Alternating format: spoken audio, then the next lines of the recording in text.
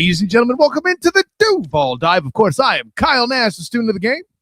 I'm Travis Holmes from BigCatCountry.com. And you're listening to this thing on the Believe Podcast Network. And hey, for those that celebrate, may the 4th be with you. And listen, somebody had to get it out there. You know, I do IT work on the side, so obviously I have to celebrate for my fellow nerds out there. But an awful lot of lightsaber dueling still going on out there regarding the Jags draft picks. The stuffs are all the things, whatever you want to call them, are already popping up in the comments just to get the show started. Radius with his normal check-in before he watches us on demand because he's on another time zone. And then Preston there, one of our members with a what's up. We'll get into your comments in a minute, Preston. It's not that we don't want to have this exchange with you, because honestly, PT Phone Home has been out there on the Twitters and all of the places very, very actively and lucidly and intelligently participating in the discourse in a way that should make all of you Duval divers proud. So yeah, and then Sunstain's in the comments. Robert, you guys are lighting it up before we even lit the damn show on fire. That's what I'm talking about. We'll get into any of that in a moment. But Travis, there is an endeavor you undertake on BigCatCountry.com. See, now it's not a selfish plug. Where you execute in what many writers in your space are forced and compelled to do, and that's start talking about the impact of the draft upon the 53-man roster. Because listen, if they weren't being, if the target wasn't to get them there, theoretically they wouldn't have been drafted. Now, sometimes some other things get in the way, like with Jalen McLeod or Yasir Abdullah, all of the above. And Caleb Ransaw, I think, is an early apply to that. And man, listen, and despite the fact I watched him twice as somebody who covers UCF, as I do currently for UCF Night Zone and Locked on UCF. See, that's the selfish. I watched him wreck UCF no fewer than twice.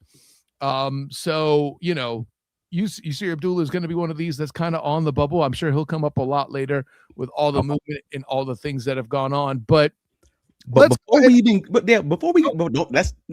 start there, because I gotta know, we've talked about the draft process, we've talked about the frustration and the vitriol with the fan base and everything else. I need your thoughts.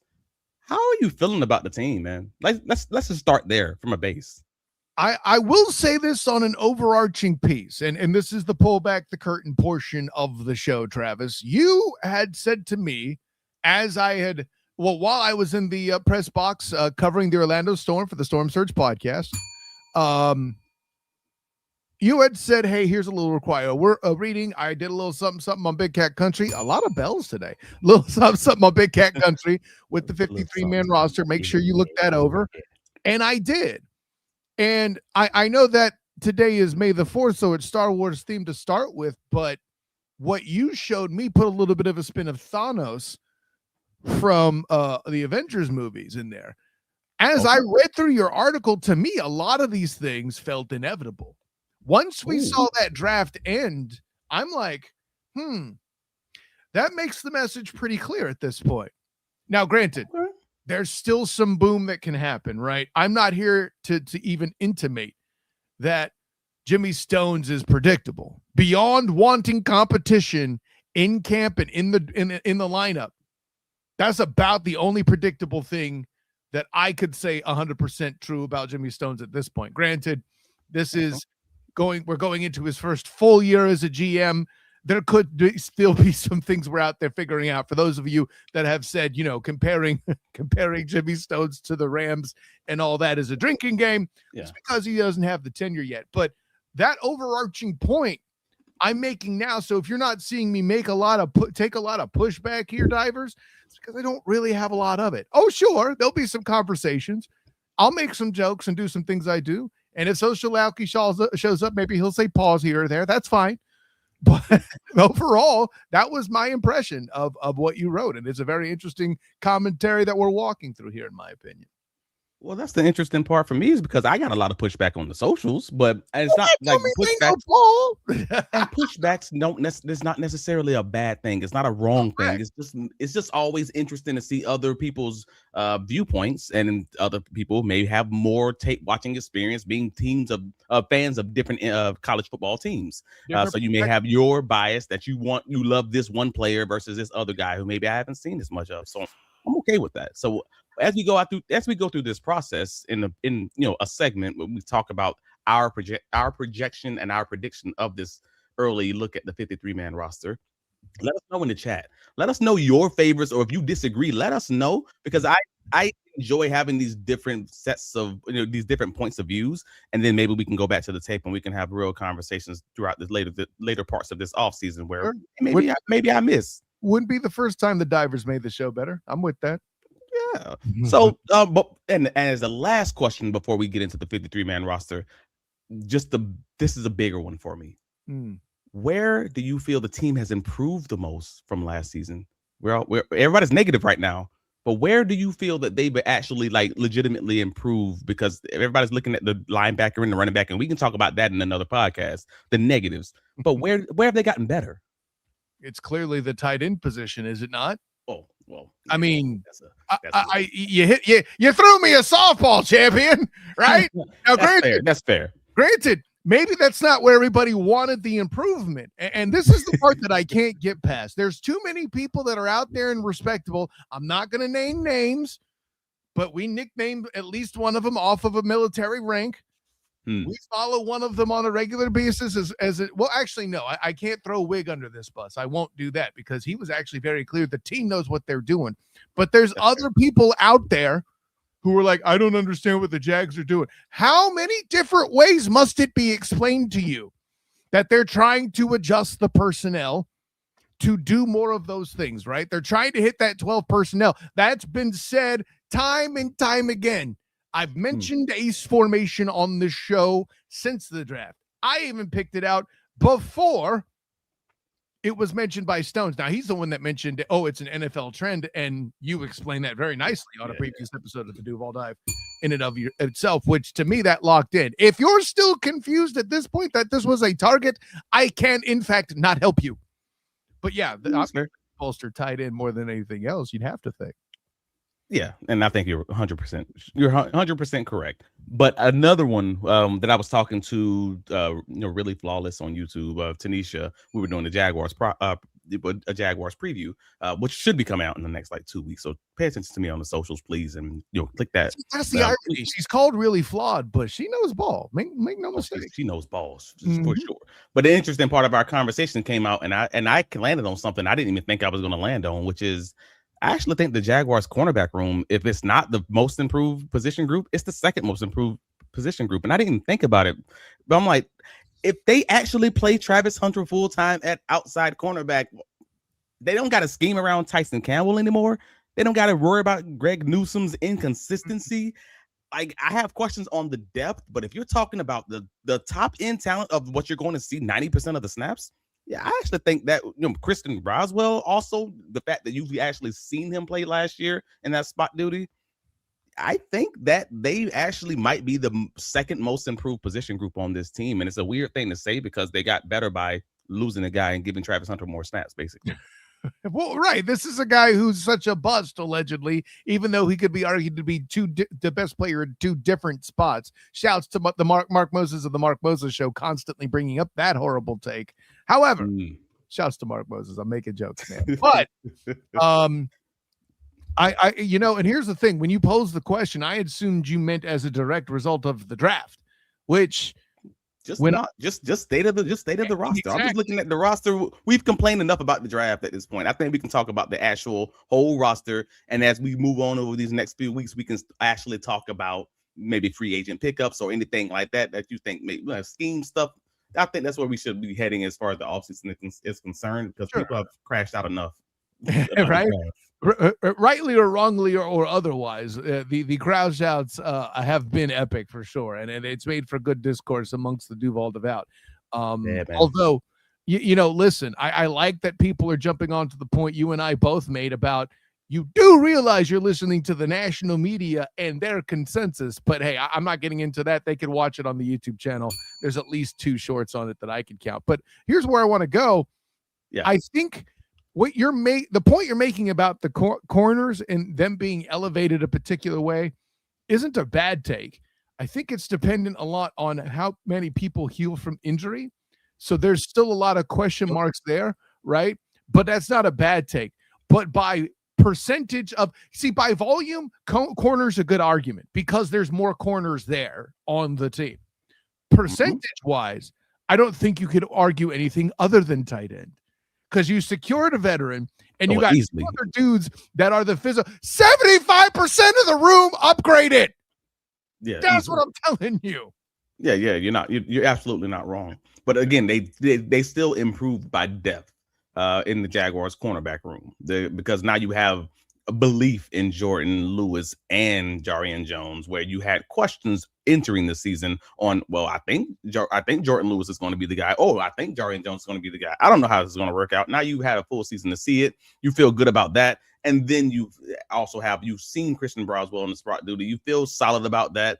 You know Travis Hunter is actually going to play significant snaps. You feel great about that, where you didn't last year with Tyson Campbell. You didn't last year with Greg Newsome. So just from that perspective, it feels like a more stable group. And now you have the questions on the backups, which is a better spot to be in than you were in 2025. Yeah, I don't think there's a single thing wrong about that. I think we're splitting hairs as far as our similar orientations. If there were less injury concerns, I might join your side of the force. But for now, I'm staying on the dark side, and I'm going to go full, 75% of the room, Travis. Oh, no, you win. You win. There's no question. You already won. I'm just trying to stay alive in the argument at this point. No. But it's not a bad one, for clarity. Listen, you toss me the softball. You're just trying to make the diving catch to try to stop the home run. I'm not mad at you, dog. This is a fine stage. So we're gonna knock out the easiest one of projecting this roster, and then maybe get into a few comments. But yeah, I mean, you already know what it is. Like, we're talking about the quarterback room again. Check out the article on BigCatCountry.com. Shout out Gus Lowe, my managing editor over at the site, and all the dope writers we have over there. Save it as your favorites. But it's Trevor Lawrence. It's Nick Mullins. It's Trevor Lawrence. You already know what this is. Right. They added, Joey Aguilar from, I believe it was Joey Aguilar. Was he from Tennessee? I believe it's Tennessee. Nevertheless, as an undrafted free agent quarterback, and you got Gus Bradley's son, Carter, who's also still rostered. But it's obviously Nick Mullins' show again. You heard the original rumors that it was going to be that they were going to prioritize a backup quarterback option, and it never materialized in the draft. So that's where we are. We ain't got to talk about this. We ain't got to drag it on. I don't think there's going to be much pushback from most of you guys. And if you do disagree, hey, let us know in the chat. But otherwise, at this point, if it happens, it's going to be a signing of free agency that's done in camp out of nowhere because somebody somehow that the group became available. That's what it's right. Somebody got cut, or an easy trade, or they cut somebody out or got into some trouble. I don't know. But for the most part, you know what this is. Let's get into this running back room, man. Well, actually, no. I said we're gonna get into this chat because they're killing it. Okay. You had said after the running back, we could do this now. I'm happy to because they're chomping at the bit. But yeah, so see, here comes. Oh my God, Preston. Here we go, dude. I'm not mad at this thing. It's just you are standing firm, but at least you're making good arguments doing. Preston in the comments says so far I see 2 realistic starters in the draft class for 26. Pregnon, if he could play at the same on the right, he could be a week 1 starter. I believe it was either Emery or JP Acosta or Emery Hunt that said the same. Maybe both of them. JP said the same. Okay. As far as the starter, I actually thought it was going to take more time, but JP was like, "No, I expect him to be the early starter." So that's right. We were both like, "What about Milam?" He's like, he didn't say Milam sucks, but he's like, "I don't like him as much," and that's okay. And then I find it interesting that he thinks Jalen Husky out of Maryland is a natural ball hawk for a 2 high safety. But let's reiterate here too. The goal of a draft where you don't have a first round, generally speaking, You're not targeting starters per se. But Kyle Boerkercher was your second round pick. Really? Does anybody remember how many games where Brenton Strange was missing and or playing hurt? Mm-hmm. And a backup tight end is a starter. And a backup tight end. But wait, what if they're coming out in 12? If they come out in a 2 tight end set in that first drive, CBS Sports is going to have to put Nate Boerkercher, tight end, Texas A&M, as part of the rundown, aren't they? Thus, he is a starter. It's no different than the team last year when they had the starting set. They had Johnny Munt and Hunter Long as co-starters as the backup tight end. That's how they look at it. But they also had De'Ami Brown as a starting wide receiver, even though he was a third wide receiver. They look at that as a starting position because on a week-by-week basis, maybe in 30%, 40% of the games, that might actually be your starting person, and you might get 30 to 70% of the snaps. You just don't know. Or a guy might get hurt. So I understand why they look at it that way. And this is why I give so much credit, I should say, to the Duval divers and the Duval devout that go with the in stones we trust defense. Because I don't think it's necessarily lazy or cope or any of that. If you think you got Gladstone figured out by now, hey, start your own pod. I'll be a follower. Tell me the code. Tell me what you see and who you think he is. Because Travis and I are still, mostly Travis, let's be honest, I'm learning a lot from you on this one, man. I'll be perfectly honest.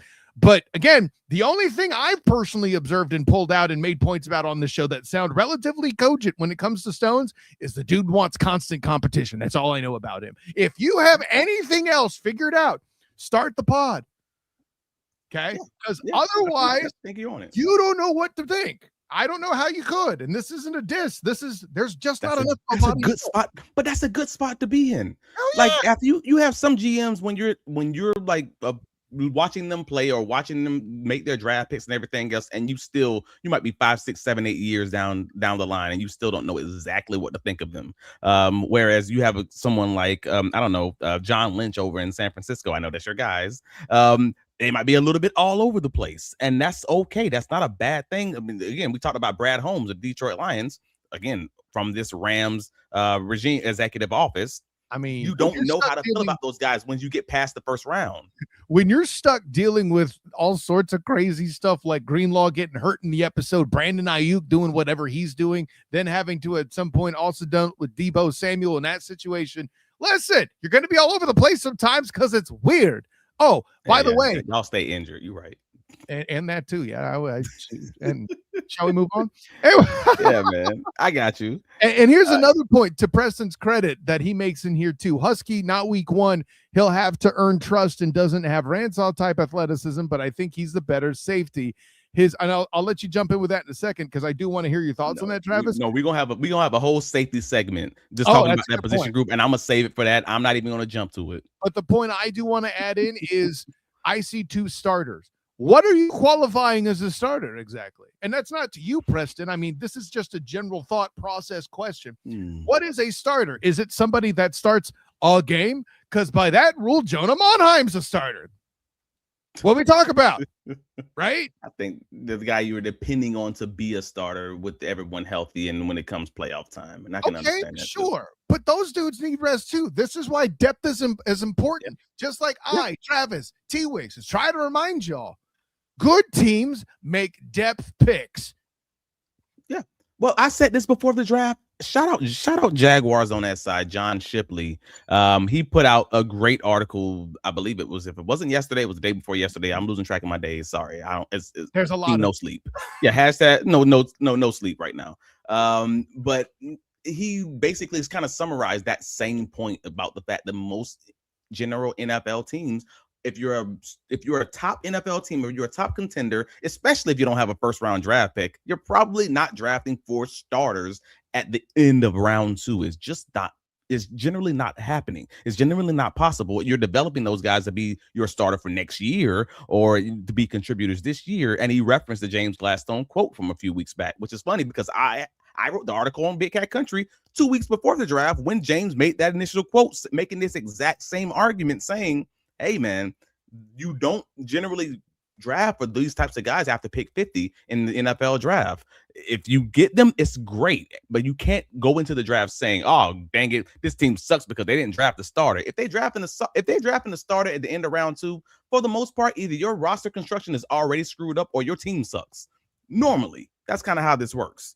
So the fact that they aren't, that means you have an inadequate roster, and you should probably feel good about where you are while also still having questions about what they're going to be. That's okay. I can't doubt that. By the way, Jeff Singer in the comments finally made a new live. Hey, man, glad to see you, Jeff. Glad you made it in, brother, for sure. What's going on?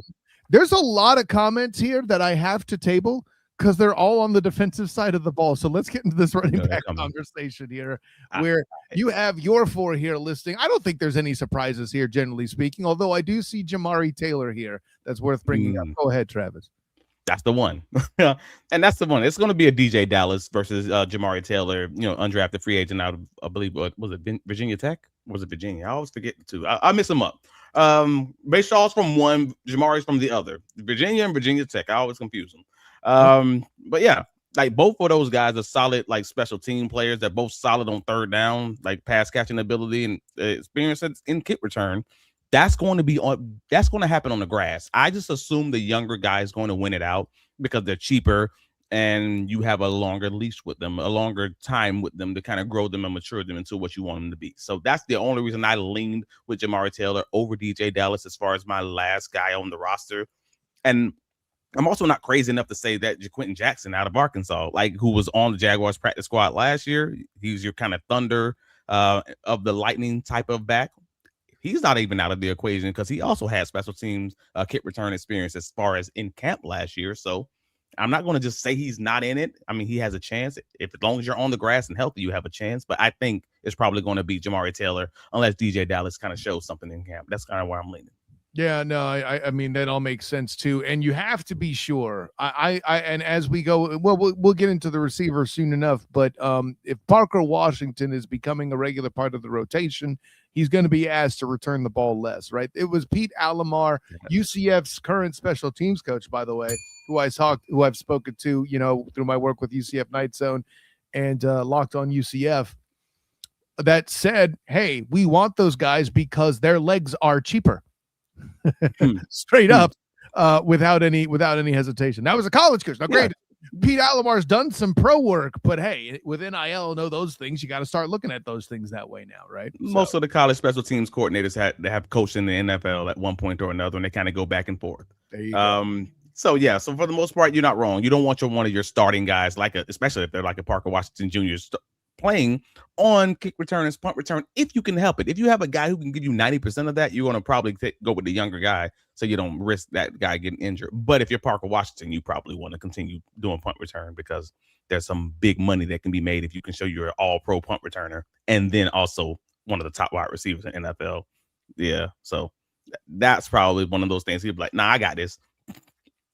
All right, but I'll put it this way. He'll have to be knocked off the pedestal in camp. That's a good point. He may not be, but they go and try. And that Stone's just going to make sure that's on the list. But speaking of that, the position that I said your favorite room. Yeah, right. Remember last year I distinctly said don't draft a tight end. This year I said draft a tight end. I didn't say make it the first pick, but I did say draft a tight end, and they got 2. So on that I can't front. But yeah, of course, Brenton Strange, Quentin Morris, Nate Boerkercher, and Tanner Koziol. How is it people have more trouble saying Boerkercher than Koziol? I don't understand that. Anyways, I don't know. I actually had a struggle saying it myself on the first pod, and I had to write it down phonetically just to make sure I said it right. But this is weird because it's going to come down to Hunter Long versus Quentin Morris. I think that's not much of a surprise when you look at where these guys were drafted this year. Brenton Strange is definitely going to be on the roster. So, I'm with you. I see Hunter Long, quote, losing that battle. Now, maybe he'll end up on practice squad. Maybe he'll fall to some sort of a special teams role. I don't know. Not at, Hunter Long's age necessarily. It doesn't feel like that's a thing. Right. But Morris, Morris was re-signed on a 1-year contract, and I felt really good about that signing because he performed on the field last year. He deserved it. Yeah. But it's still a 1-year contract. And I personally assume the team's going to hold on to at least the 4 tight ends if they want to run as much 13 personnel as they're talking about. So then you got the loser of that competition either going to be, cut late in the, the process, as right before the preseason, or maybe getting traded for a late day 3 pick, since a lot of these teams seem to be really in on this whole 3 tight end set situation. Maybe somebody out there would be like, yeah, I'll throw you a 7th round, 6th round pick just to get that guy on my roster. Next Fred Johnson, so to speak. I see where you're going with that. Yeah. And again, that's not to try to throw, Patrick Herbert. Yeah. Well, I'm not throwing Patrick Herbert out to the wolves. I'm not saying the dude ain't got a chance to compete, but as it currently stands, he's probably like fighting for another opportunity to be on the practice squad again. And we'll see if he shows it on the grass, then cool. The room got crowded, dude. What am I telling you? Immediately. So yeah, that's the deepest room, and it seems very clear. Like, as long as they're keeping 4 tight ends, and I don't think there's a row where they keep 3. I mean, both Seattle and the Rams both kept 4 last year, so you're probably going there if you're running those 2 tight end, 3 tight end sets. But yeah, you want to get into the wide receiver room, or if you have unless you have any new comments, we're gonna keep this thing moving. I'll look in here too. Oh, okay. I am seeing some offensive stuff that you know what? Let's transition because they're wide receiver comments anyway. All right, cool. The wide receiver comments, then we'll get into the wide receiver room. I mean, we got there's so many wide receivers on this roster right now, man. It's possible the team could opt to keep 5 wide receivers just because they have so many, and it seems obvious that they're looking for something specific. Travis Hunter's, they could, if they kept 5 wide receivers, I'm saying that to say Travis Hunter would obviously be the 6th wide receiver. I'm just counting him as a cornerback right now, just for roster construction purposes. But with this depth of that room, with the guys who they trust and all of that, I think they're only going to roster 4, with Travis Hunter being the 5th guy. That's just my personal assumption.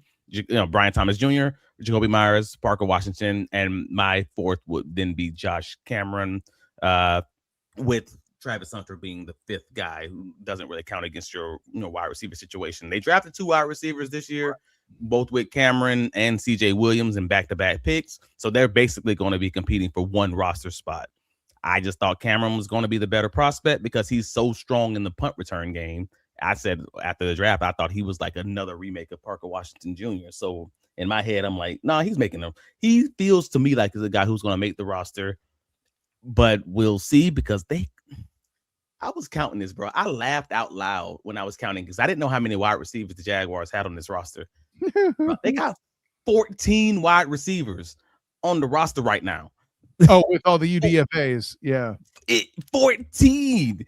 And of the names you probably know, it was like Austin Trammell, Tim Jones, Chandler Brayboy. He was on the practice squad last year.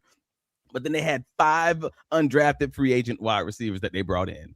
And I was like, Lord. So that's what I'm saying. When I said it feels like they're looking for something, that's what that screamed to me. So if anybody in the chat think any of those undrafted free agent wide receivers are being overlooked, please let me know in the comments. Maybe it's somebody I haven't watched enough of. And maybe we can get Emory Hunt's thoughts on that on Wednesday's pod. I mean, maybe that'd be a good conversation. So we'll see. Beat me to it. I was gonna promote that. Preston had a comment in here that he hadn't had a chance to look at the UDFAs. Well, hey, look no further than your Wednesday edition of the Duval Dive. We'll get you right on that, just as Travis mentioned. I'm see, that's the thing. I'm trying to find the comment and I can't quite yet. Oh, hey, look, I got it. Preston said I was right about tight end. I got to take that credit. With the receivers, I was asked if drafting 2 wide receivers was overkill. My answer to that question directly is no. The overkill is all the UDFAs, just like you said. Well, was it overkill to draft 2 running backs last year? Because some people said it was. But then one of the favorite running backs on the team ended up being the last guy they drafted in the 7th round, and LaQuint Allen. I don't think that's a similar conversation necessarily, because LaQuint Allen was clearly there to block. He was clearly there to be the fullback that you and I, not necessarily the one that you and I wanted, but the best we were going to get. And he has an edge. He was a dude that came with an edge, and he was the dog that they were bringing onto the offensive side of the ball. So he had a vision with Brian Evans, by the way, who had the wide receiver overkill question. Oh, that's Brian. All right. No, well, I mean, I don't know that it was overkill, especially where you're talking about drafting them. Again, I feel like it's very similar to that LaQuint Allen conversation, because you drafted a guy in the 6th round to be your 2nd wide receiver. Okay, cool. That's a coin flip. Most of those guys generally don't make the roster, or you can even consider it a preferred UDFA. Well, if you bring in 5 under UDFAs, nobody's complaining that you quote unquote wasted a pick or wasted a roster spot or whatever. Hey man, it's just a coin flip. You're just seeing what's out there, what you can develop. Cool. I don't have a problem with that, especially in this draft. That's all. I love Timmy Devil's point here, our favorite friend of me of the show. Love our wide receiver group. The more the merrier, because I'm tired of drops. Yo, I'm not mad at that take, though. I know he might be trying to throw a little tongue in cheek in there, but that's a fine thing to be frustrated about. I don't think that's a problem. No, I think that's actually correct. That's the correct feeling you should have about drops. You should feel like you need to throw up or you need a moment. So especially if you're a wide receiver guy. I'm not. I'm a DB, so I love it when wide receivers drop the ball. I just hate when I'm a fan of their team. That's all. There you go. Preston asks, was there a Tim Patrick replacement found? Tanner Koziol? That might be your Tim Patrick replacement. He has the ability to be split out wide. He did it in college. So like, I think if you're looking for a high point guy, there's your guy. And not to mention, you have multiple of these receivers who had 50 plus contested catch rates. We talked about that the day after the draft.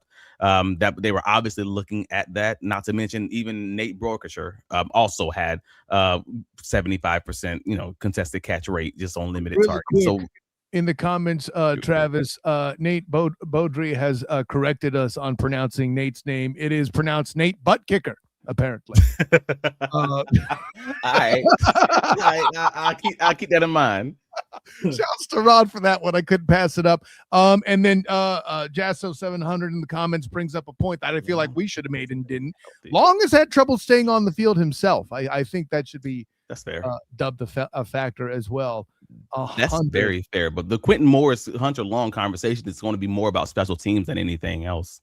When you start getting into a conversation about the second, third, maybe fourth tight end, yeah, you're talking about special teams play. And when when Quentin Morris wasn't playing on the roster earlier because he was on the practice squad, but once he got onto the roster, I believe it was 4 games started, 8 games played, or something along those lines. That's off the top of my head. That's memory. But I believe he had 52 special team snaps in that small sample size. So obviously he was playing a lot of special teams when he was playing, whereas Hunter Long, again, was injured a lot, but also I don't think he played as many special team snaps as that. So in my mind, I'm just like, oh no, it's going to come down to that. So maybe if he's healthy, he does play a little bit more and we have a different conversation. Yeah, no, I think that's a fantastic take. By the way, Fred the Jig lets us all know, hey, get those likes up there, folks. Appreciate you, Fred. And Big Diesel's got his back there. Get the lights caught up just in time for some Jags talk. And yeah, by the way, while you're there, when we go live, you get the notification. So make sure you hit the subscribe and get your notifications up. So in case you miss us scheduling something, you get the alert and you can jump in at will. I think there's plenty of there with that. So yeah, let's go ahead and go ahead. Yeah, let's. Now you good? Let's talk some O-line, man. I'm with it. Because I know we got all right. So I predicted the team was going to hold on to 9 offensive linemen. Now you're going to be like, well, Travis, you can't count. Well, no, calm down. I got an accounting degree. I can count. There are 10 offensive linemen listed here, but I have 9 roster spots because my personal assumption based on the timing of as Cole Van Lanen's rumored injury and rumored surgery and what this injury was rumored to have been. Got to put all these disclaimers out there. I ain't trying to get sued. That Cole Van Lanen will likely, start the year off on injured reserve. That's from my perspective. That's my assumption. If you pay any attention and believe that the injury could be real, at the very least, you have to say it's a tight window, if true. So that's what I mean. Right. So if that is the true assumption at that point, then you have to assume Walker Little's going to be on the roster at the start week 1. You then have to also believe that more likely than not, Chuma Edoga's probably going to be on the roster. The most material change that you've seen on the roster was Emmanuel Pregnon, rookie they added in the 4th round. No, pick 88. I'm sorry, 3rd round. So you got Walker Little, Ezra Cleveland, Robert Hainsey, Patrick McCarry, Anton. You got your 5 that you pretty much expect. Wyatt Milam, Jonah Monheim, Pregnon, and Chuma Edoga as your 9. Again, if Cole Van Lanen is healthy, I'm going to assume that is your 9th guy with Chuma Edoga not making the cut. Now, I got a lot of pushback on this one, and rightfully so. I want to be very clear in saying this. I was close to trying to figure a way to say, Garrett DiGiorgio, the UDFA interior old lineman out of UCLA, was going to be that last guy, even over Chuma Edoga, whether or not Cole Van Landen was healthy, because that's a good conversation. That's going to be a good conversation to have with Emory Hunt on Wednesday, because DiGiorgio specifically, Pro Football Sports Network had him rated as the 7th best guard in all of college football in their rating. I know PFF and everybody kind of has their own little analytics. I get it. The Shrine Bowl week, you heard his name literally every day. He was a standout for that entire week in the pass protection drills and the one-on-ones. He played tackle, guard, and center that week. So you were like, dude, okay. I mean, that seems like something. And then he goes undrafted. He was on everyone's like top performer list. And this team, loves their versatility in offensive linemen. They showed that with Cole Van Landen. They showed that with Patrick McCarry. They showed that with Wyatt Milam and Jonah Monheim even. So like even Chuma Edoga even. So that's one that I'm like, you know what? Cheap, developmental O-line you can get as an undrafted free agent and have him in-house at least 2 to 3 years. I could see that being a good look competition between Edoga and DiGiorgio if Cole Van Landen is injury, is still dealing with his injury late in the offseason. I'm sorry. Remind me, Travis, is Chuma Edoga the one that lined up in the overshifted line against the tight end and had a false start? Yeah, man, that's him. He is more than that one mistake, but yes, that's he did it more than once. You have the easiest block in the world for a GM that is now actively trying to ramp up the physical play. Put up or shut up, homie. That's what DiGiorgio means. And I'm going to ask Emory Hunt more about that. But I think there's some there. Moreover, and I don't know how much this position will impact that, because I feel like every lineman they get is some sort of a swing player that has a ton of utility. Yes. Yes. But maybe they're also planning for the eventuality that they get the offer they can't refuse for a Walker Little, perhaps. Or some. It don't have to be Walker Little. It could be Walker Little. It could be Patrick McCarry. It could be. We all wanted to be Walker Little. Guys. I know what the fan base wants. I'm just being.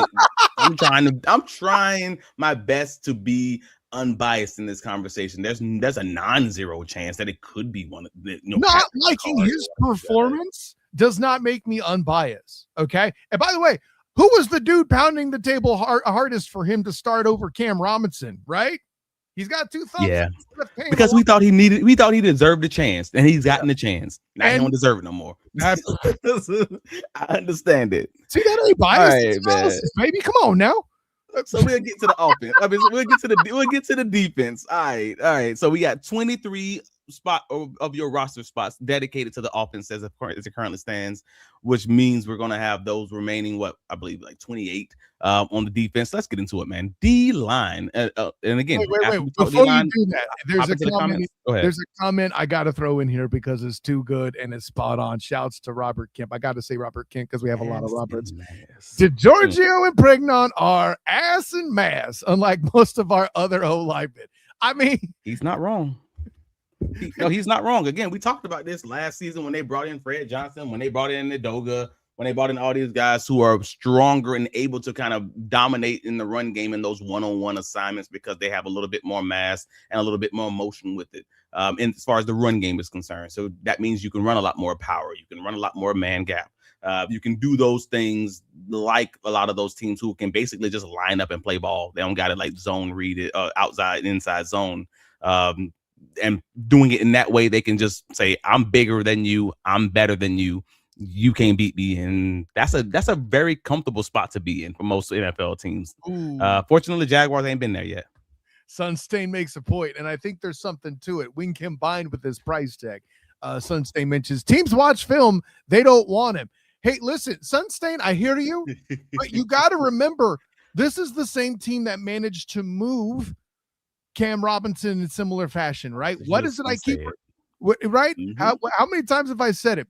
Just because you don't like him doesn't mean he's not an upgrade somewhere else. Now, to your point, Sunstain, I don't think it's necessarily the film per se, but that price tag's pretty hefty on him. And that's what I think it Well, compounds. maybe, I mean, you're talking post June 1st, man. That price tag is gonna be feeling like Christmas in July for some NFL team out there. And he said, they watch film. Not all of them. Have you seen some of these people? Some of these. The Cleveland Browns brought in Trent Baalke, and I'm not trying to those as a consultant. I'm just saying that some teams gonna be out there and be like, no, that's an upgrade from what we have. Maybe it ain't. It's not the guy who's going to be the starter for the prolonged future, but it absolutely can be our starter for today. Like it's wintertime and I'm cold. That's it.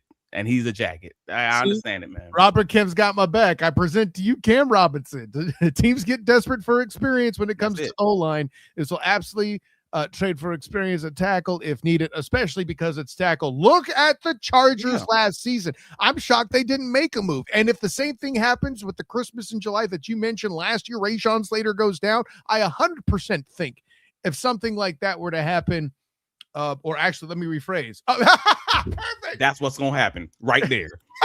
Phone call ringing. Oh, I saw Rashawn got hurt, says Stones. You know, they at least take the phone call. Got great point. No, man. Folks in Duval got to remember, like the NFL, like O-line play around the NFL is bad for everyone. And if you don't believe it, just watch one game from other NFL teams that's not in Duval, and I think you will see it. It's bad across the NFL. So that's probably like half of the teams that will take, a walk a little because they do deem it as an upgrade. Y'all just don't love him, and I understand why. That don't mean he's not an upgrade somewhere else, and that's the overall point. I mean, somebody wanted Mason Smith at the end of the day. That's terrible. Oh, let's get into that. Mason Smith. Yeah. So defensive line. Boom. Segue. So the D-line room, man. I mean, I got the Jaguars going with 5 D linemen with Devon Hamilton, Eric Armstead, Albert Regis, Ruke Ororo, and Jalen Hunt. Now I know a few people that were like, wait, what? Where's Matt Dickerson? That was the big comment that I got on, well, not the socials, but on the Duval, on the Big Cat Country chats. Was Matt Dickerson earned his spot, and I actually do believe he did, but I just think that this was the most obvious position group that the Jaguars needed more investment, and they didn't really give it in the way that I thought that they were going to this season. I think I'm probably in agreement with most of the fan base on that one. They thought we were going to bring in another pass rushing defensive tackle. They kind of didn't. They replaced Mason Smith and Colin Saunders and Austin Johnson with Albert Regis, Ororo, and Matt Dickerson. Obviously kind of was a surprise contributor last year. He had a 40% snap rate. I didn't know it was that high, honestly, until I looked at it after the season was over. I mean, I'm glad that you brought up Colin Saunders again, because this reminds us, because I'll be honest, I forgot a little bit. This reminds us how much they were scrambling for D tackle last year. Dude's got more opportunities, especially since they couldn't find a guy they particularly loved. Then Eric Armstead, may he continue to play great and do his part. He's a good player. I respect him, but he's aging. And after the first 8 games, you're the one that pointed out to me where he has that sharp decline because he got beat up a little bit, And that's the hope, is like be healthy. But yes. I have a major battle going on at the bottom of that roster of the defensive line room between Matt Dickerson, because again, he's 30, and that's not to say he's going to fall off just because you're 30, but no, you're 30 and you're an NFL veteran who we hadn't seen a lot of at that point, and you're going to be in a competition against Jalen Hunt out of Cincinnati. He's an undrafted free agent, 310-pound run stopping defensive tackle, and he gives you flexibility to play up and down the line. Like he can play anywhere from edge all the way to nose tackle if you need him to, and he'll give you a little bit of pass rush. That's very similar to what the profile for Matt Dickerson. Like, so that just means that that's the type of guy who's going to be competing with you. The biggest issue with Hunt is that he dealt with injuries in college. So if he's healthy, you have a real battle on your hands where Matt Dickerson, for the second year in a row, is probably going to have to find himself fighting in the offseason for that roster spot, or even end up on a practice squad. So we're going to see how that goes. Fred off the top rope. Someone wanted Tank Bixby. Hey, Tank was solid. Tank was solid. If Tank could catch, Tank was solid. Like, I'm being real about that. No, fam. I no. You run game, running the ball. That dude was preach that gospel all you want. Okay. For a minute, I had that second guess of maybe I was wrong. And right when I would do that, what would happen, Travis? He'd fumble, or he'd ball was thrown to him, and he'd go for space mask or something else. Inevitable. I could check Or the pass tape. protection. Yeah, I get it. Yes, all the other stuff that's not running the ball. But no. On the D-line point, just before we skip it to any other sections or any other comments, I didn't mention that in my article, but I did think it was worth at least bringing up.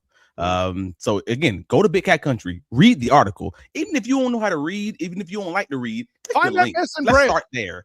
Yeah, click the link. Let's just start there. But for you on the pod, and if you did read the article, I appreciate you. But also, I didn't mention it in there. But I thought the Rukororo conversation was still something that should be had. Well, the reason you didn't mention it, Travis, is because you're planning to do an article on it by itself, I'm sure. And it's going to come up when we get into the roster bubble conversation, because I think that's one of those ones that you should probably keep an eye on. And to be clear, I think Ororo will make the Jaguars 2026 roster, but I'm just not going to sit here and pretend that it's a lot like everybody else is, because they're excited because the trade happened. They were also excited because the Colin Saunders trade happened, and then it didn't, if that makes sense. Like, he'll have to compete with Matt Dickerson, Jalen Hunt, and those guys to kind of prove his second round pedigree, we'll call it, in this new defense. Or he could be somebody who could be a surprise cut when it comes like 4 months from now, when we get to actual cut down day. Because I want folks to remember, 3 times in this podcast, I've mentioned Colin Saunders. He was on the Jaguars roster for less than 3 months.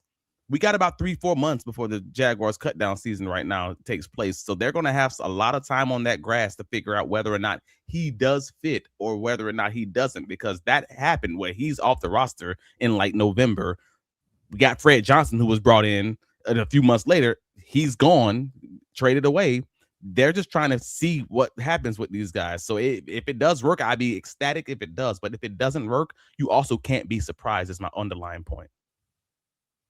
Yeah, this is what we've seen. This is part of that one thing we know about Stone's conversation. He's going to make him fight for it. And for him to surprise us by cutting a dude that fits, that doesn't fit quite as good. It's not that he wants to cut somebody. It's one of those where you have to make the difficult choice. Hey, this guy is good, but the other guy I have is just as good or close to as good. Maybe your guy is better, but it's only a little bit better. But the other stuff around it, maybe it's a younger dude, maybe it's a cheaper dude, maybe, so many other things to consider in this process beyond, what's their Madden score, for lack of a better way to describe it. It's a competition. So somebody's going to win, somebody's going to lose, and it may not be the guy who you thought was going to win. We've seen that enough times to not be surprised. I'm only going to just point out options for folks that because I think a lot of assumptions happen at this time of year. So I'm just saying, no, Rukororo, we like him. We hope he survives and he plays well in Duval. But also, I'm not going to assume he's going to be here just because they traded another guy for him, because if they would have just cut Mason Smith and not gotten anything back, the Duval devout would have been equally as happy, and they wouldn't have been assuming anything as far as defensive tackle is concerned. So I'm just here saying we'll see what happens. I mean, hey, they moved off of De'Ami Brown, did they not? And they traded for him. That took some time, but yeah, they stopped playing around that bye week though. Any new comments before we hop into this edge conversation? Oh man, listen, they're coming in by the droves, but we got to get into these next 2 position groups before I really start going crazy. Oh, all right, cool. I mean, I thought the edge group was real straightforward, honestly. Like, they got rid of Dewan Smoot and Emmanuel Agba. Those 2 roles are going to be replaced with Danny Strigo and VJ Green as your veteran guys, quote unquote. You know what I mean. And then you got Wesley Williams and Zach Durfee coming in. So that's going to be your new, I think I called them in the article, your new Green and Strigo, like, developmental splash players. Your guys who's going to kind of bring that pass rush juice. Yeah. So Durfee has that extra added thing of, we're sure he's going to be a special teams contributor. Absolutely. That's absolutely. And Wesley's the field goal block guy with the 5 kick blocks in his college career. So both of those guys will be heavy contributors on special team. So, but yeah, and Green and Strigo will have to hold those 2 guys off. I don't want folks to assume just because they were splash players last year that means that they're going to get more snaps than these rookies. If they gotta prove it. You know what I mean? All they did was assure that Stones is going to get a pick for him if he moves them. I mean, maybe 7th rounder, 6th rounder, something along those lines. Assets is assets, fool. Yeah, but there aren't really there. as far as the roster construction is concerned, there aren't really any more edge candidates that can really steal a roster spot unless they trade for somebody or add somebody else in free agency or something. This is why I think this comment is, I'm not going to say ridiculous. It strains the edge of reality, but it's an interesting thought exercise. Hypothetically, asks Sunstain, what if Trayvon Walker gets beat out in training camp? Won't happen. Would they reduce his snaps even though they paid him? The answer to the question is, what do you mean by beat? Do you mean somebody's better than him at defensive tackle? Then yes, he would get fewer defensive tackle snaps. Do you believe that somebody on this roster can beat him on the edge? You said hypothetically, so you probably don't, but let's say that happened. All that means is it'll kick him into the interior where they are already thin anyway, and he'll be part of that battle, and someone else is going to lose their job. All I'm saying is the one person that's not having a sack number shrink, unless he's hurt, is Trayvon Walker. I respect Sunstain, but I can't get myself into this hypothetical conversation that's obviously ridiculous. What happens if Trevor? What happens if Nick Mullins beats out Trevor Lawrence in camp? Bro, well, they'll get Mac Jones and he'll beat them both out. That's what'll happen. No, we can't do this, bro. No. Just stop. Like, we can't. The opinions expressed in this segment by the fan base are not representative of the Duval dive. I'm sorry. We got Snickers moment. Take a beat. But yeah, linebackers, bro. Trayvon is an ink. I think we're good to move on to the linebackers. It'll give me a sec to find these other comments that are going to light up our board here so shortly. All right. So this is the position group that had the biggest question marks on the roster. Not for roster construction. I think for the most part, 80% of this room who's going to be there, like Foye Oluokun, Dennis Gardeck, Ventrell Miller, Jack Kaiser. You feel generally strong. I say generally strong. That might have an asterisk next to it. Branson Combs, and maybe even another asterisk next to Jalen McLeod. Sorry, Jalen McLeod. Let me say it the right way. My bad. Yes. That's Travis Etienne, right? Yeah, sorry. This is interesting though, because you got questions on how the depth chart is going to look. Sure. You got Ventrell Miller, who folks don't necessarily believe in, but he seems to be primed to be the next guy behind Devin Lloyd. I get that. You have his backup and Jack Kaiser, who you don't know. He hasn't proven anything on the field. You haven't got a chance to see much of him on the field at all. And then you got Foye Oluokun's backup and Branson Combs, who, again, you haven't seen much of. So you just don't know how to feel about these guys. And you can't convincingly say, I believe 110% that he's going to be on the roster. I know the coaching staff, I know the general manager, I know the front office people have mentioned these guys on multiple occasions, Jack Kaiser and Branson Combs, but that's what coaching staffs are also supposed to do, right? So like, this is coach speak time of year. This is Lion season time of year also. And if they did have a candidate out there that were willing to, trade for, you think they wouldn't do it because they got those guys on the roster? No. So overall, I'm just like, is there a possibility that somebody else could beat them out? Maybe, but also there's not very many other people on the roster that may have that ability, unless you're talking about someone like, I don't know, like the 7th round pick out of Middle Tennessee State, Parker Hughes. And I still question whether or not he's going to make the roster. Again, you noticed I didn't have him listed on that list of guys. He was a 7th round pick, basically the equivalent of a preferred free agent this year.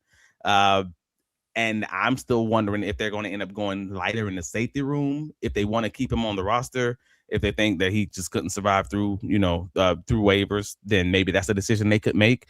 Keep 4 safeties in the house since you trust those 4 guys, then you keep him on the roster. But between Parker Hughes, between Yasir Abdullah, and Jalen McLeod, I think those 3 are going to be the 3 on the roster bowl this offseason, with at least one of those guys getting cut or not making this roster, maybe even 2 of those guys, realistically, depending on how they want to work the numbers. But we just won't know until they get on the grass and start competing.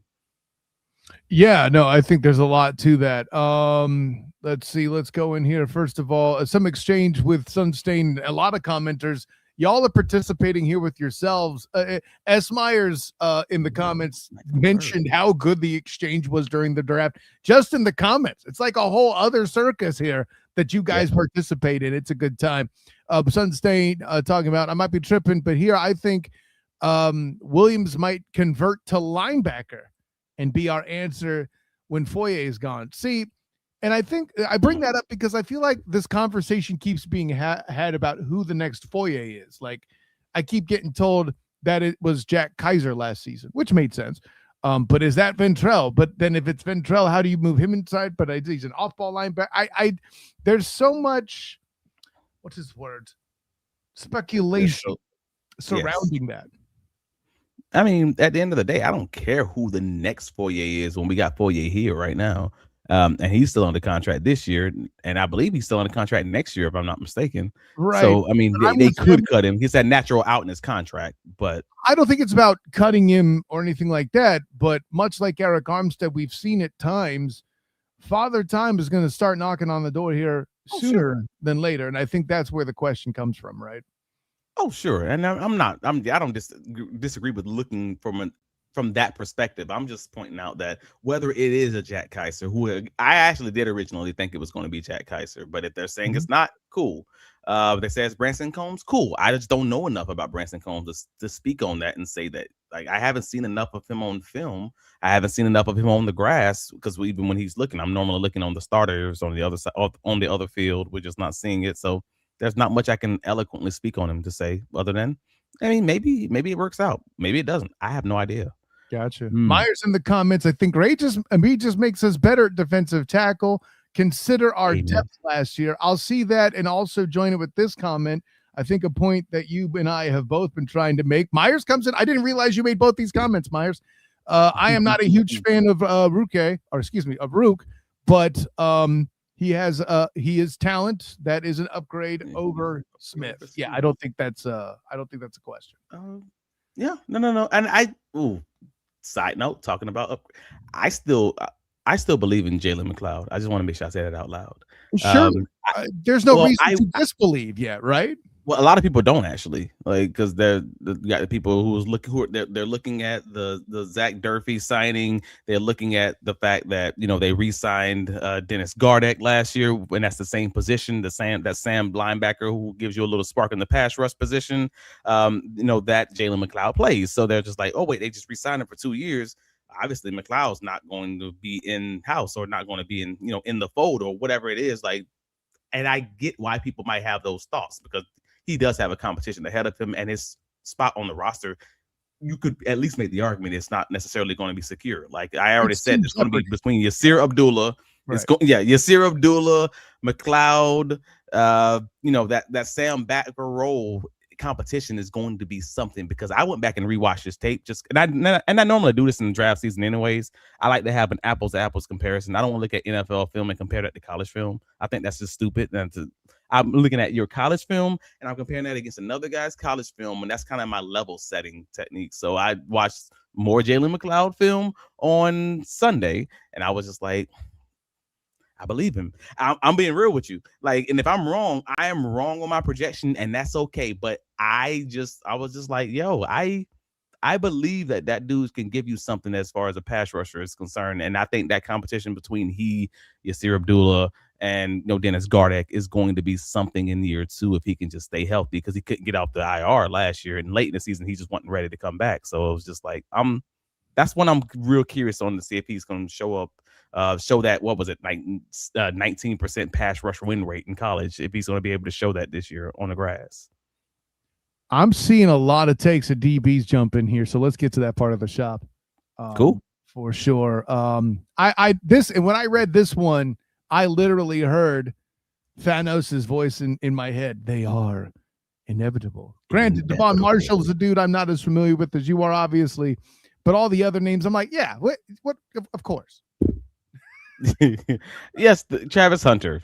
Duh. Montserrat Brown, I think, yeah, that makes sense, because they all gave him a bag of money to make sure he is here on time and early.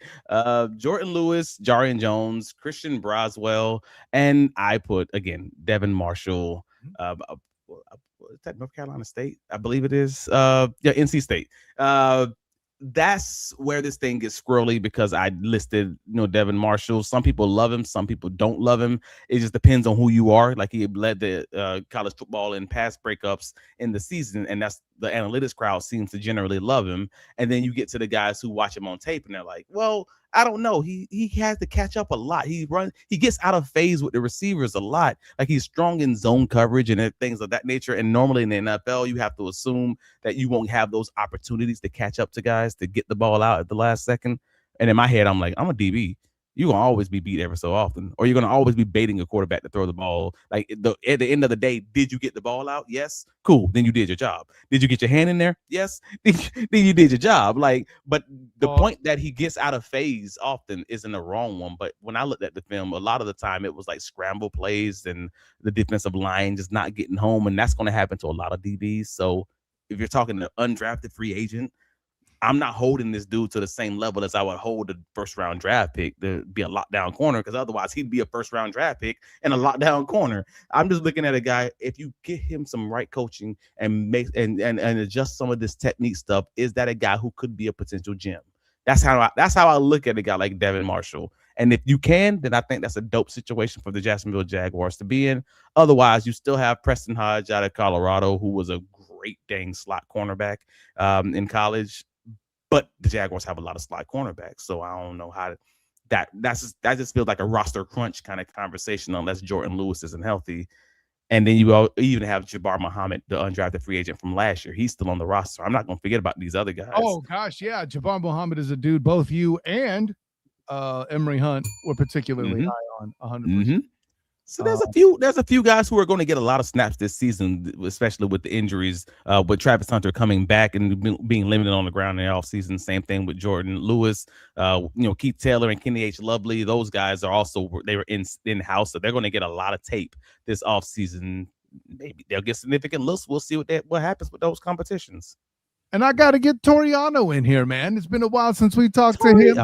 He's in the comments with the Jaguars playing a ton of 3 safety looks. Is it premature to believe it'll be Ransall, Johnson, and Husky at the top 3, with Murray being the fill-in vet? Let's talk about your safety spot, Travis. Let's go. Great question. So first thing first, I assume that they're going to keep 5 safeties like they did for all of last season. I'm looking at Eric Murray, Antonio Johnson, Caleb Ransall, Rayon Lane, and Jalen Husky. That feels like an easier conversation as far as what the 5 are going to be.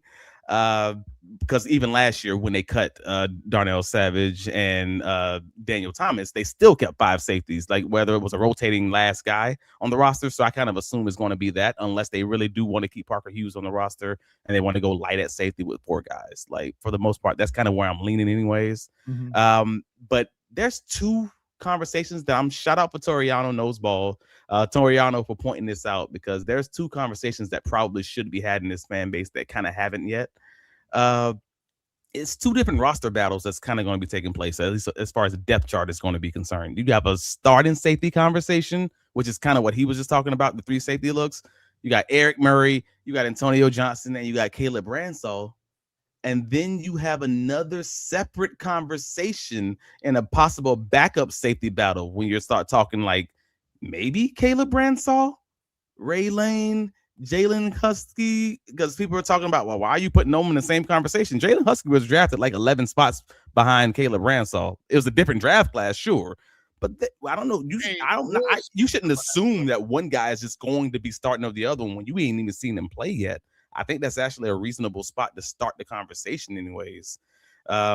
So not seeing Ransall play, it would be a little bit of an assumption to assume that it's going to be Ransall as that third safety being his. Like, I think both Lane and Husky at least should have a word in this conversation. He's going to prove that. I'm good with you writing that in pencil. Sure. He might be the favorite, but there's going to be a battle. Right? I believed he might be the favorite, but I don't know that I can necessarily say it convincingly. And that's just being honest, because he was the first one. Yeah. As the incumbent, as the guy they're familiar with, granted he missed most of it with injury, but the I'm not going to say consensus, because JP Acosta told me to block that word on social media, but I will say the scuttlebutt is that Caleb Bransaw is the better athlete. But do we still even know that since he's recovering from injury? Like, that's a whole other thing. They are very similar. Even JP Acosta said it in the week after the draft when in his recap. He was like, that feels exactly like the Caleb Bransaw pick. I'm like, yeah, it does. Very similar in where they're drafted and the actual player and how they're used and their skill in their strengths and weaknesses. It sounds very dang much like Caleb Bransaw. This is going to get interesting, and I don't think it's unreasonable to be like, nah, man. I think they're just grabbing two guys, and they feel like one of these two gonna hit, and they're gonna have to fight it out. But here's what I like the most, and granted, saying this is the honorary member of the Devout. As much as dudes and dudettes alike complained about the safety position last year, these talks about how much it's improved is a very worthwhile conversation. Do we have the do we explore whether safety's improved more than corner? That's a fascinating thing in my mind. The answer is no because of Travis Hunter. But take that off the table and suddenly it's very compelling.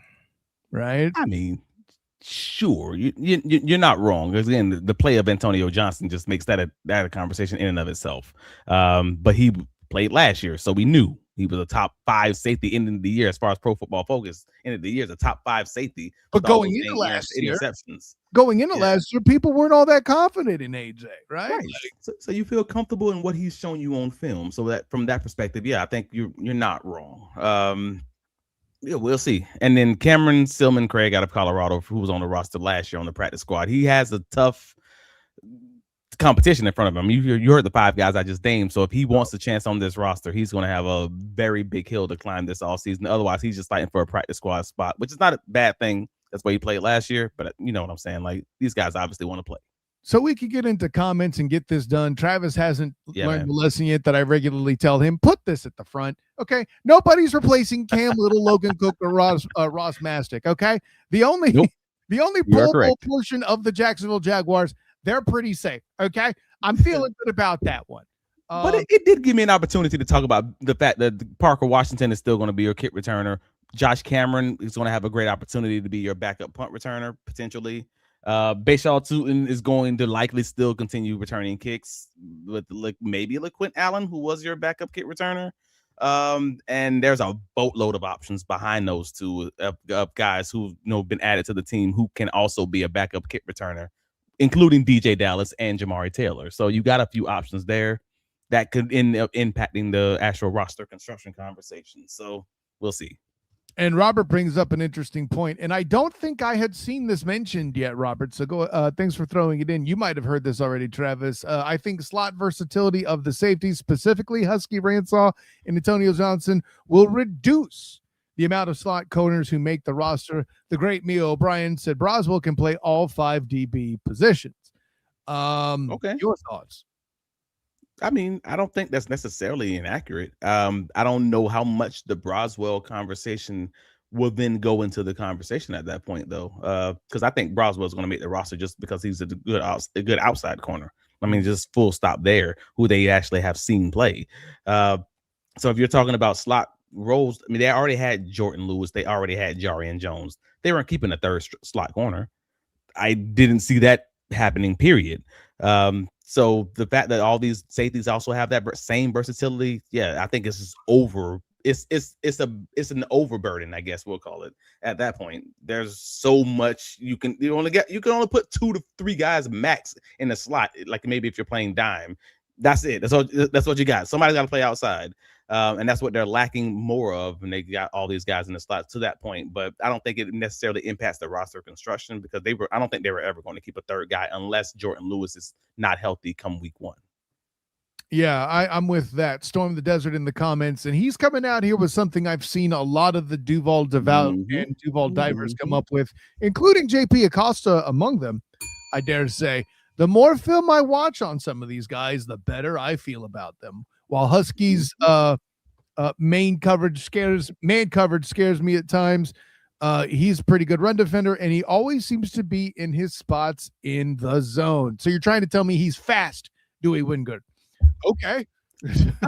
No, a lot. No, maybe not even fast Dewey Wingert, but just a lot like Dewey Wingert. Because what we often said about Dewey was he's gonna get beat deep, and he's gonna be generally be in the right spots. And I think that's kind of the point. Is he's one of those guys who will always be in the right spots, and he uses his intelligence, which helps him significantly in his zone coverage. He's just normally in where the ball is. So like I think the Duval the fan base kind of started off this offseason, or at least this draft process, like Liam Cohen, like, hey man, what we doing here? And it ended, and as we're watching more tape, it's like, all right, I see the vision. I don't know if I believe in it, but I think this might be how we win. Like, I think we're slowly getting on board, and that could be some hopium. I ain't gonna lie to y'all. I'm well aware this happens every offseason where folks hate something, and then all of a sudden I'm like, all right, maybe, and then you get to the season, and whatever happens, happens. And it may still miss. The part I like the most and the most important thing, and it goes back to the statement I've made now just over a year ago, the healing has begun. No, it's not the 13-4 record, even though that's a big part of the evidence to prove me right. Whether or not it was a 9-win team last year, 7-win team last year, who gives a damn? The healing has begun and continues. It's something different than bulky. That was always the goal. But Kyle, we were 13-4. This is why you're only an honorary. You don't know what you're talking about. The reason why I make this point here, though, right? I almost got Frank Vogel out, but I didn't want it to become a drinking game. The only reason why I'm bringing this out now, though, Travis, is I have to reiterate, this is Gladstone's first full year, his first full off season. And I think watching this process, it makes sense to me when I remind myself of that, to see him doing different than other dudes, except for the times you've pointed out he either looks like the Rams or the Lions because of certain elements that are like-minded. James Gladstone, Jimmy Stones has proven time and again he's going to do it his way. And it just might be against the consensus. I said the thing I was supposed to block. Sorry, JP. Yeah, you ain't blocking it in your head just yet. Timmy Devil says he disagrees and that he no longer wants to see Parker Washington on punt return unless someone else is hurt. This guy gets it. I'm with that. Good call out. Parker is in this bad boy trying to get paid, man. I understand why you might disagree, and I also might understand why he might disagree, if that makes sense. If you, I get it from both sides. Parker's allowed to feel the way he wants to feel. Timmy Devil and I are just telling you that's cute. Stay your ass out there, okay? Because like we want it to remain true. Shoot, Parker's out there somewhere, and we don't want it to be because he got a concussion on a punt return. Okay, that's all we're saying. If Parker Washington doesn't get the amount of targets that he got last season because Brian Thomas Jr. is playing a little bit better, all of a sudden you're going to Parker Washington from his perspective would have probably wished that he was playing more punt return, because Parker Washington, if he doesn't get hurt, he might have been at least a Pro Bowl punt returner last year. Folks don't talk as much about that, which I think is crazy, because again, if he doesn't miss those games, he's up there with the guy from Tennessee. And that was a very unfortunate situation for him. But I'm just sitting there like, no, yes, I cannot see a situation where that dude is not out there returning punts unless the other guy you have out there is damned good. And that means that that means you didn't take Parker Washington off the field. You just found another guy who beat him out of that position and then forced him to pay attention to the wide receiver spot.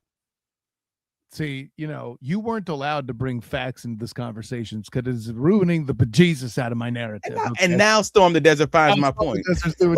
Yeah. And listen to that. Listen, I get you, Storm. Parker Washington did have some of the big return percentage numbers in the entire NFL. However, that was very much last year. Okay. I don't know that there'll be as many punt return opportunities. Hear me out, Travis. And I've seen many people say it in these comments. You posed the question of what got better. I thought the way you worded it was on the depth chart, but if rephrased, what part of the team got better? A number of people here in the comments, I'm not picking out a comment because I've seen it a few times because all you ball know is going to work on that one. But the run game has improved, and they haven't necessarily done it by drafting the running back. If they're running the ball better, if they've achieved toughness that we were promised going back to the previous regime, there won't be as many punts. And if they're able to run the ball, they're keeping the defense on the sideline. Those guys are going to stay, less fatigued, we'll say. Maybe they'll have more leads. They'll be able to milk. Maybe they'll be able to have. I mean, they might have lower scoring. Now I'll be okay with that, honestly, as a part of the fan base. Though, that's the thing. Right? Yeah, you're seeing the effects on both sides of the ball. So you're not wrong. If you can run the ball a little bit better, I think everybody will be a little bit happier overall. And that's going to be one of our questions.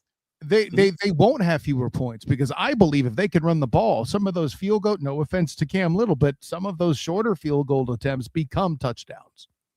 I mean, didn't the Jaguars average over 30 points last year in the second half of the season? They did. It was against weaker talent.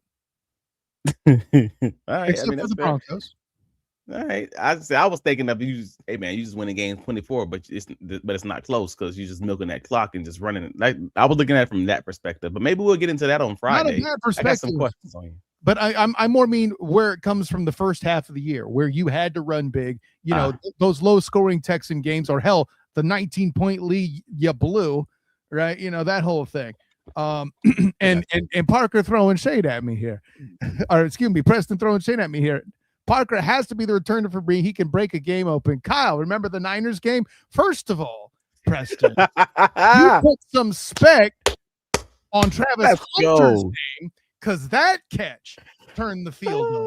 I'm not even going to bring up the fact that there's a damn queue outside of the damn injury tent for the 49ers. The Jags still had to take advantage of what went their way. And in games where Doug Peterson was still the coach, I'm convinced the Niners still win that Humpy Bumpy. Let me be clear about that. I love you, Preston. Congratulations. You got Kyle all in his feelings as the 49er fan.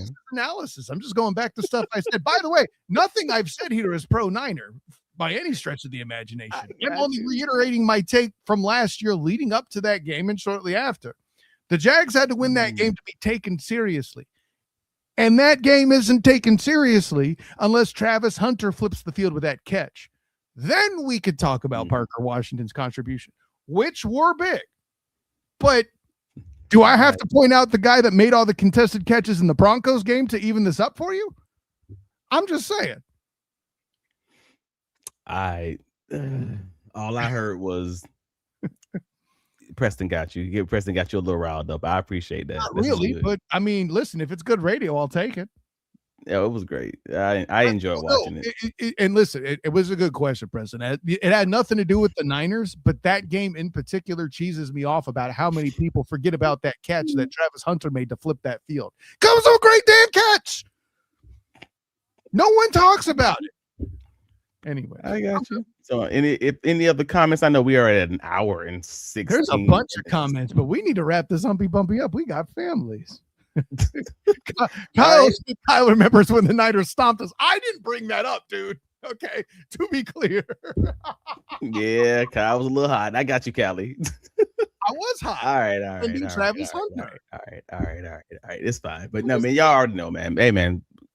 Favorite Big Cat Country as your favorite website. Like, if you get into your Jacksonville Jaguars coverage, you need to get it from the guys on the ground.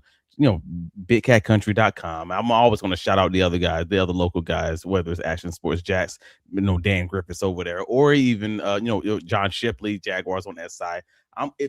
Get your news local and not from the national guys who are going to get you pissed off talking about consensus draft picks, consensus boards all day. Anyway, and they laugh about it. You ain't watching it. Yeah, that's the whole point. But man, BigCatCountry.com.